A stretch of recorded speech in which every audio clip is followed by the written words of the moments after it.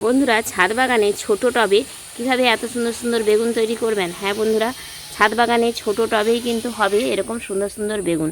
দেখুন বন্ধুরা, এই যে আমার বেগুন গাছটি এখানে দেখুন একটা ছোট টবের মধ্যে রয়েছে, দেখেছেন।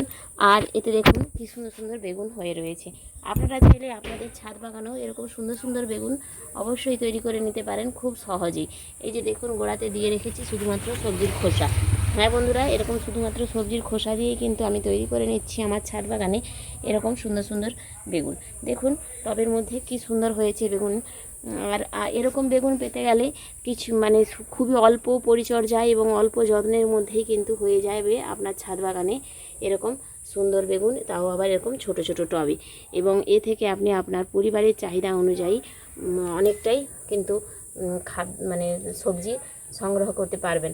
দেখেছেন কি সুন্দর বেগুনগুলো হয়ে রয়েছে। দেখুন আপনারা যদি চান আপনাদের ছাদ বাগানে এরকম সুন্দর সুন্দর বেগুন খুব সহজেই তৈরি করে নিতে পারেন।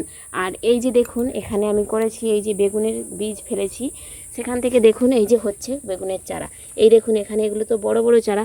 আর ওই দেখুন এই যে বেগুনের দানাগুলো ফেলেছিলাম আপনাদের এই দেখুন এই যে বেগুনের দানা ফেলেছিলাম,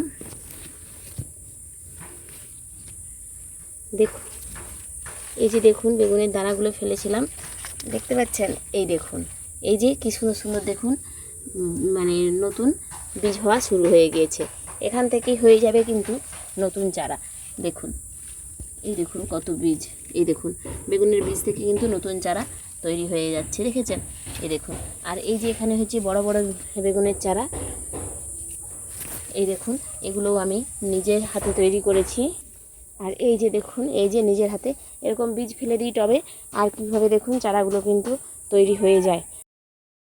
তো আপনারাও যদি চান আপনাদের ছাদ বাগানে এরকম একটি সুন্দর বেগুনের গাছ অবশ্যই করে নিতে পারেন। দেখুন বেগুনগুলো সত্যিই খুব সুন্দর, এবং এই দেখুন বেগুনগুলির জাতটিও দেখুন কি সুন্দর, দেখেছেন।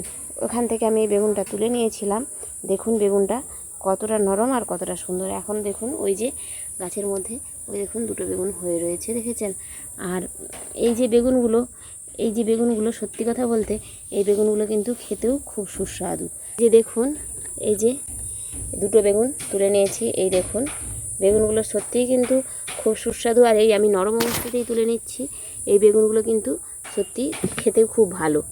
তো আপনারাও যদি চান আপনাদের ছাদ বাগানে এরকম সুন্দর বেগুন করবেন তাহলে খুব সহজেই করতে পারেন।